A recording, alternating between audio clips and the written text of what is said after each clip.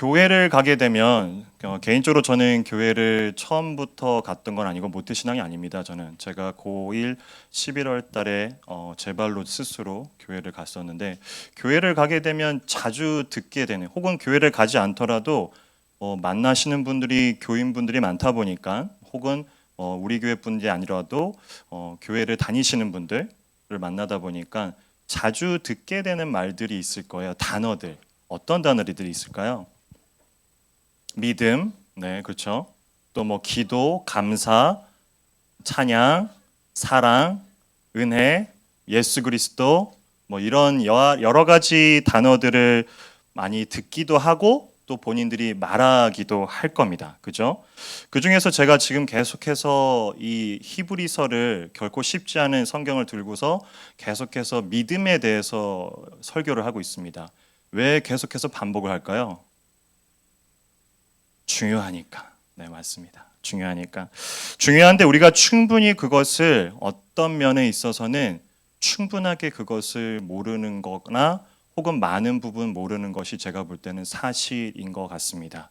그래서 개인적으로 신앙생활을 오래 하든 적게 하든 교회를 가게 되면 이 접하게 됐었던 아까 말씀하셨던 기도, 찬양, 예배, 사랑, 은혜, 예수 그리스도 이런 부분들을 다시 정확하게 재정립, 리데피니션을 하실 필요가 저는 분명히 있다라고 봅니다. 왜냐하면 너무나 그 부분들이 광범위하게 추상적으로 쓰여지는 부분이 너무 많아요. 예를 들면 모든 것을 다 은혜라고 얘기하는 것이 아니라 은혜가 무엇인지를 분명히 알아야 되고, 믿음이라는 부분을 제가 계속 설교하는 부분들은 믿음이 여러 측면이 있지만 그 부분 가운데 어떤 부분을 가지고서 믿음이라고 하는지를 저희가 다시 해볼 생각을 다시 해야 되기 때문입니다. 그래서 이런 부분들을 어디서 소스를 얻느냐? 개인의 어떤 체험이나 경험이 아니라, 그런 이야기들이 아니라 성경에서 찾으셔야 됩니다. 따라서 성경을, 이런 부분은 좀 위험해요. 단어 하나를 가지고서 그거를 찾으려고 하면 너무나 위험합니다. 그 단어가 거기에 그 센텐스에 왜 쓰여졌는지를 보시려면 결국에는 센텐스를 보셔야 되고, 센텐스가 위아래를 보려면 단락, 그 전체 한 단락을 보셔야 되고, 할 수만 있다라면 그 전체 장을 보셔야 되는 거죠. 따라서 오늘 읽으셨던 본문은 히브리서 11장의 몇 부분입니다. 그죠? 하지만 이것을 이해하려면은 11장 전체를 읽어 보셔야 돼요. 그리고 11장을 읽어 보면 11장까지 끌어오기 위해서 히브리서 저자가 10장까지 무슨 이야기를 했는지를 또한 보셔야 되고, 12장으로 연결되는 이 징계에 대한 부분이 도대체 무슨 말인지를 또 연결해서 보실 필요가 있습니다. 따라서 제가 오늘 읽었었던 이 선택한 본문은 지난주에 이미 읽으셨던 본문입니다. 하지만 제가 다시 읽게끔 하는 이유는 연결선이 있기 때문입니다. 믿음에 대해서 히브리서 저자가 10장까지 어떤 설명을 했고요. 그리고 11장 1절부터 쫙 믿음의 선조들을 이야기하면서 어떠한 이야기들의 스토리들이 연결되기 때문입니다. 오늘 설교의 제목은 믿음으로, 영어로 한다면 by faith.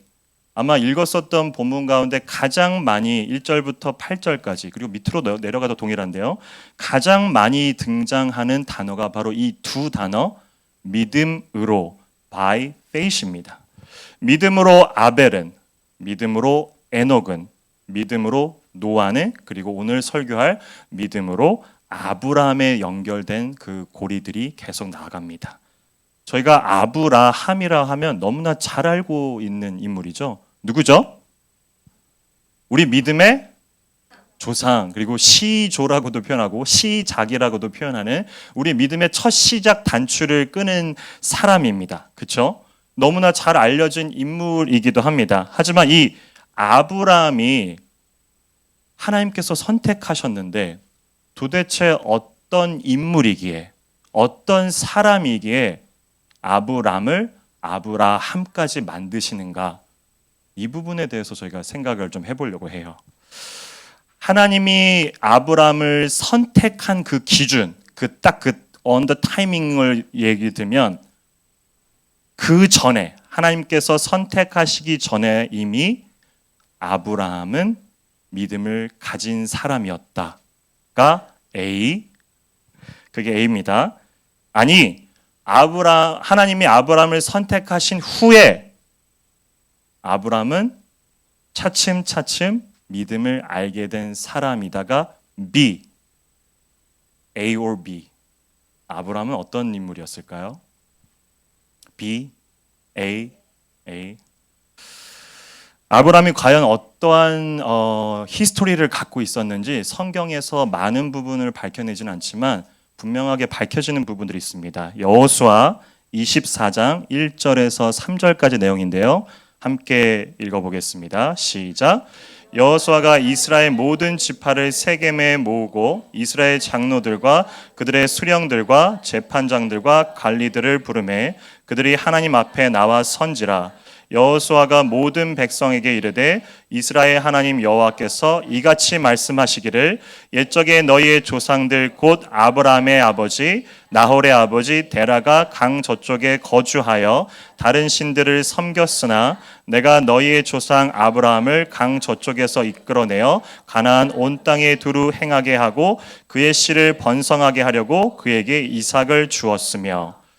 이 본문을 보면 아브라함의 가족사에 대한 내용 중에서도 아버지 데라의 내용이 나옵니다. 아브라함의 아버지는 데라입니다. 그가 어떤 인물이었는지 짤막하게 나와 있는데 성경이 나타내고 있는 바는 아브라함의 아버지 나홀의 아버지 데라가 강 저쪽에 거주하여 다른 신들을 섬겼으나. 아브라함의 가족은 분명 유목민이었을 겁니다. 그죠? 떠날 정체되어 있는 집이 있는 게 아니라 언제든지 떠나야만 되는. 그러하기 때문에 대자연의, 즉 봄, 여름, 가을, 겨울 이런 모든 부분들이 추위와 더위와 바람과 이런 부분들과 굉장히 밀접한 관계 속에서 아브라함의 가족들은 지내야만 했을 겁니다.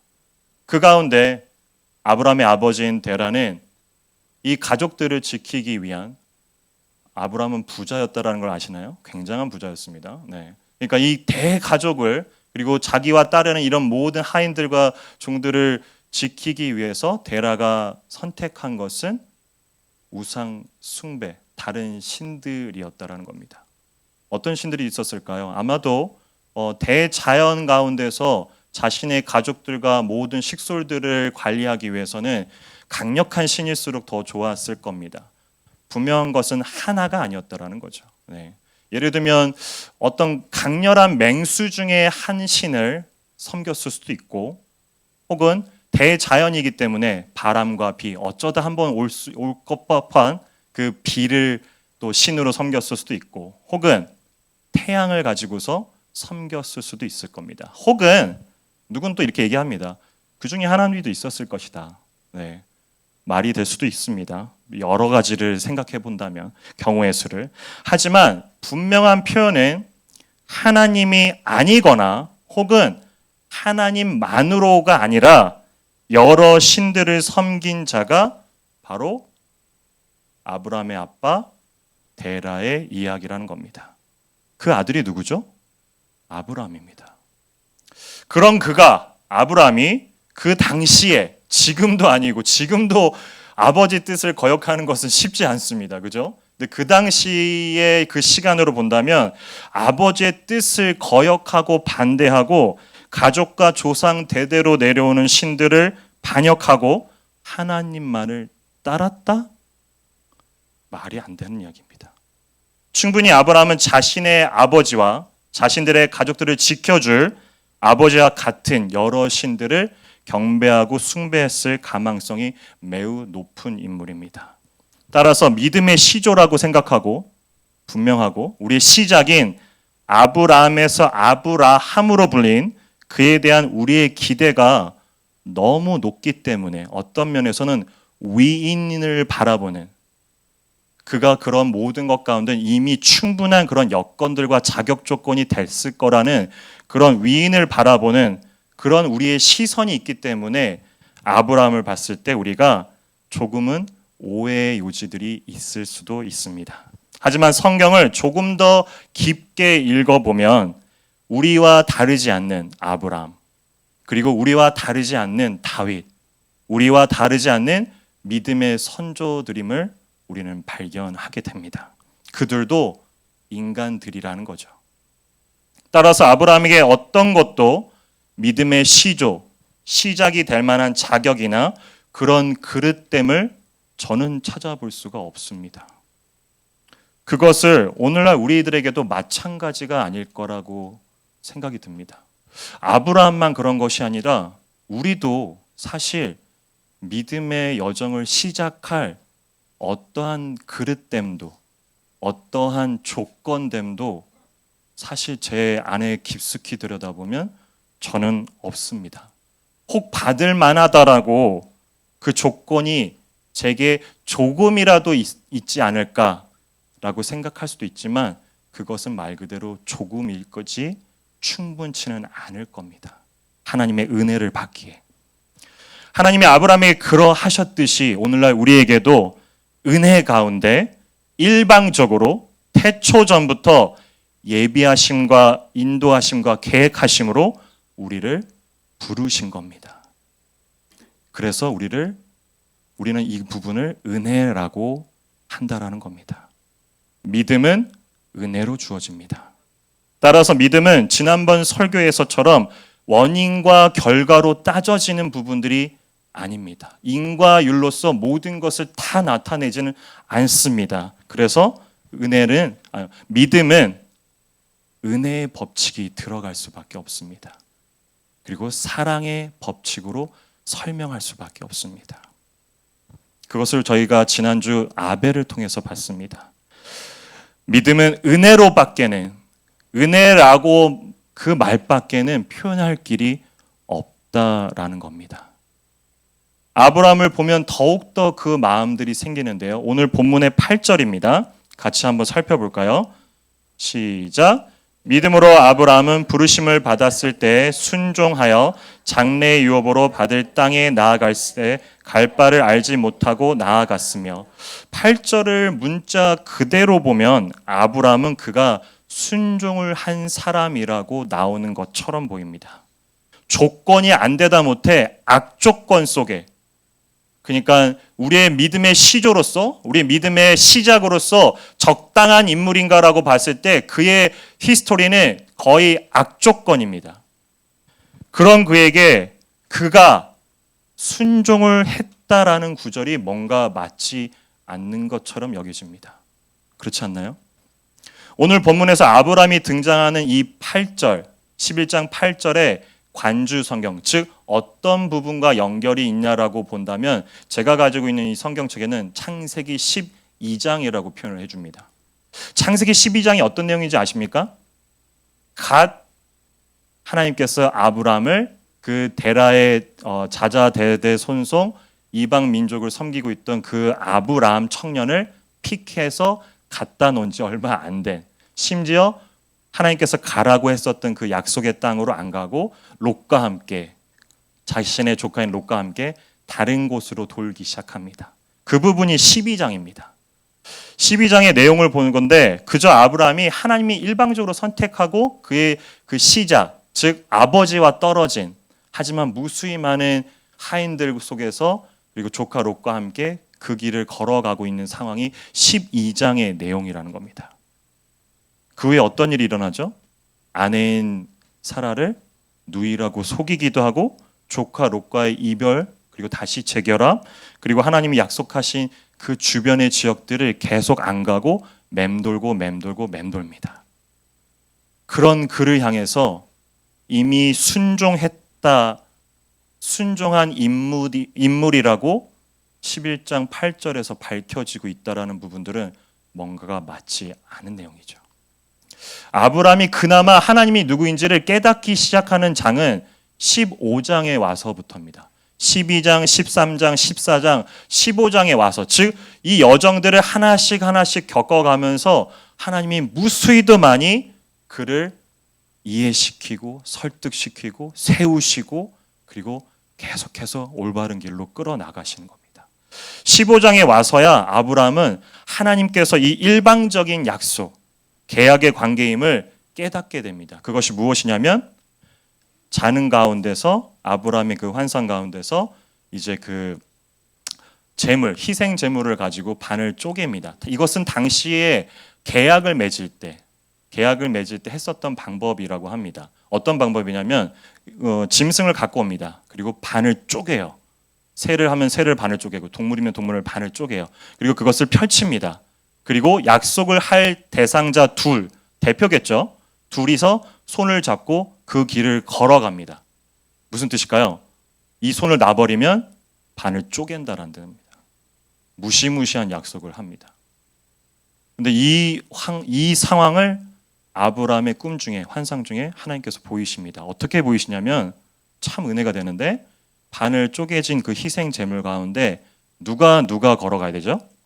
아브라함과 하나님이 걸어가야 되는데 연기만 지나갑니다. 뭘까요? 성령 하나님이죠. 그러니까 둘이 관계를 맺어서 이 관계들을 이어가서 관계가 끊어지면, 이 약속을 어기면 한 사람은 죽겠다, 한 나라는 죽겠다의 이 약속의 당시의 풍습을 누구만요?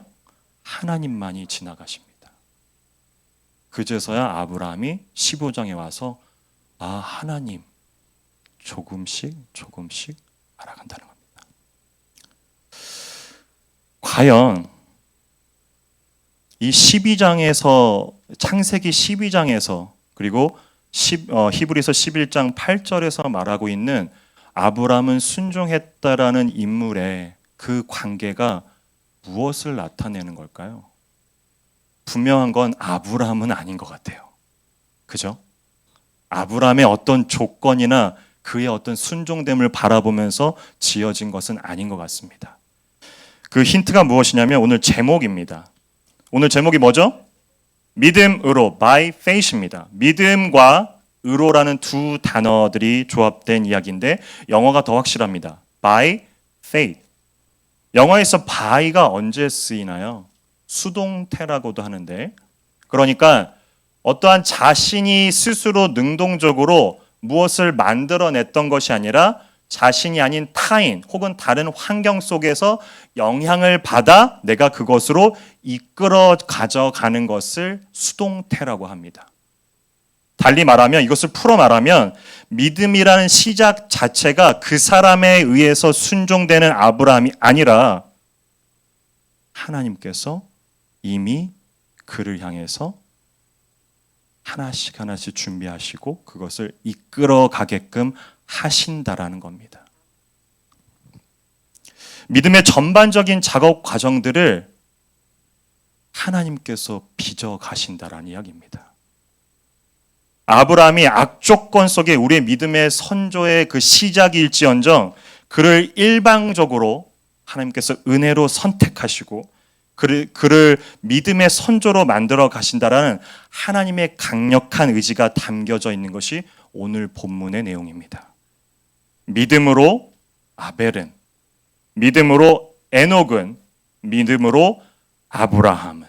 따라서 우리가 바라봐야 될 것이 믿음의 장인 이 11장의 인물들이 아니라 과연 이렇게까지 만드시는 하나님이 by faith에 의해서 그들을 죽음 가운데서도 세우시고 그들의 삶 가운데서도 세우시며 그들의 불순종하거나 모르는 그들을 향해서 세워 가신다라는 것이 어떠한 의미인지를 우리가 이 믿음장을 통해서 바라보셔야 된다는 겁니다. 이 부분을 거슬러 올라가면 제가 했었던 하나님이 계획하시고 인도하신 믿음으로 아벨은 인과율이 아닌 은혜와 사랑의 법칙을 설명했고, 우리는 모르나 하나님의 그때의 믿음으로 에녹은 현재를, 말세를 살아가는 우리 성도들의 삶을 조명했으며, 조건을 넘어 무조건적으로 은혜와 사랑을 주시는 하나님은 믿음으로 아브라함을 우리의 선조가 되게 하셨다라는 겁니다. 은혜입니다.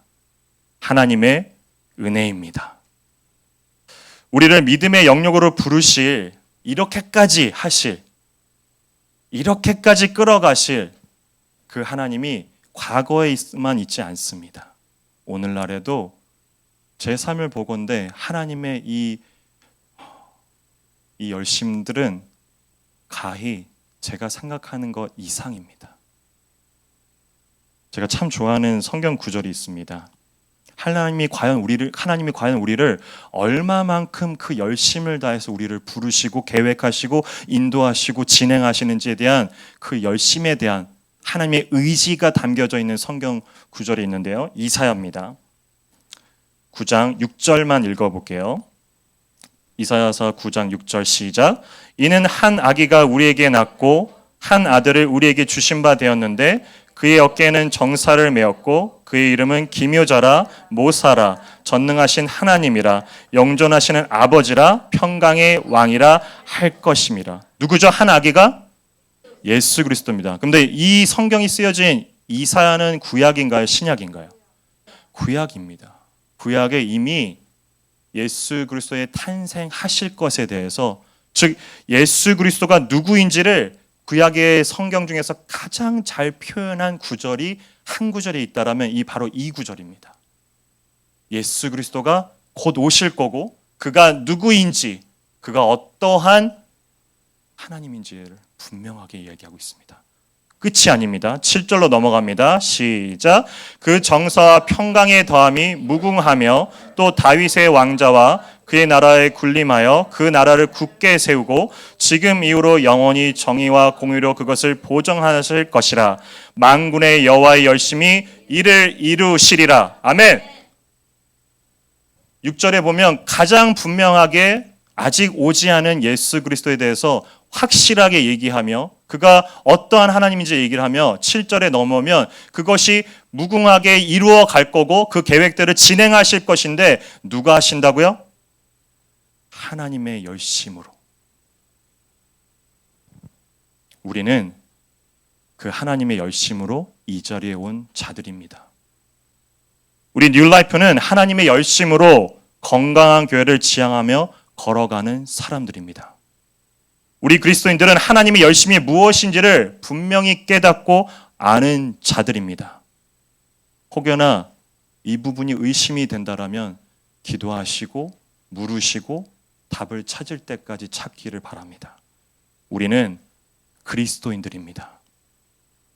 지치지 마시고 실망치 마시고 우리를 향해 오늘 하루 보이는 것과 보이지 않는 것, 혹은 내가 느끼는 것과 느끼지 않는 곳에서도 열심을 다해 일하실 하나님을 바라보며 그렇게 성도로서, 그렇게 그리스도인으로서 하루하루 살아내 가시는 뉴라이프 사랑하는 성도님이 되시기를 기도합니다.